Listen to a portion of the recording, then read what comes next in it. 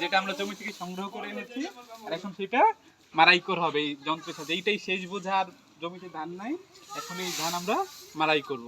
আর এই যে লাস্ট, আর আমাদের জমিতে কোনো ধান নাই। তো আপনার সাথে মারাই করাটাও শেয়ার করবো ইনশাল্লাহ।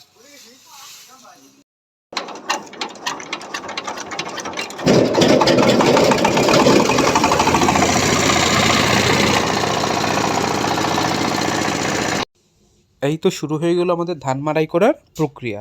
আর এটাই হচ্ছে ধান মাড়াই করার কল বা মেশিন। এই কলের সাহায্যেই ধান মাড়াই করা হয়ে থাকে। হয়তো বা অনেকেই প্রথমবারের মতো এই ধান মাড়াই করার কল দেখছেন। আর এই ধান মাড়াই করার কাজে ন্যূনতম 3 জন লোকের প্রয়োজন হয়। 2 জন সর্বদা ধান এনে দেয় এবং একজন উক্ত ধান মেশিনের ভিতর দিয়ে থাকে, এবং মেশিনের উপরের অংশ দিয়ে ধানের যে খড় সেটা বের হয় এবং নিচ দিয়ে ধান বের হয়। আর কোনো পাড়ায় যখন এরকম ধান মাড়াই করার মেশিন বা কল আসে, তখন উক্ত আশেপাশে সকল বাচ্চারা সেখানে এসে জড়ো হয় এবং তারা এটা খুবই উপভোগ করে। আসলে তখনকার পরিবেশটা খুবই সুন্দর একটা পরিবেশ সৃষ্টি হয়। আর এই হচ্ছে নিচ দিয়ে ধান বের হচ্ছে, আর ধানের উপর খড়ের যে ছোটো ছোটো ভাঙা অংশ তা এসে পড়ে। এটা সার্বক্ষণিকভাবে একজনকে পরিষ্কার করতে হয়, তা নাহলে পরবর্তীতে দ্বিগুণ কষ্ট হয়। আর দেখা যায় যে এতে ধানের দামও অনেকাংশে কমে যায়, তাই সার্বক্ষণিক একজনকে এই কাজে নিয়োজিত থাকতেই হয়।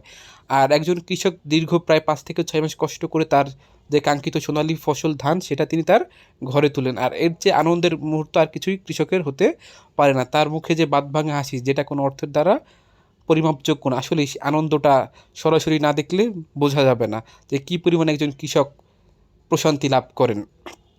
তো আজকের মতো এখানেই শেষ করছি।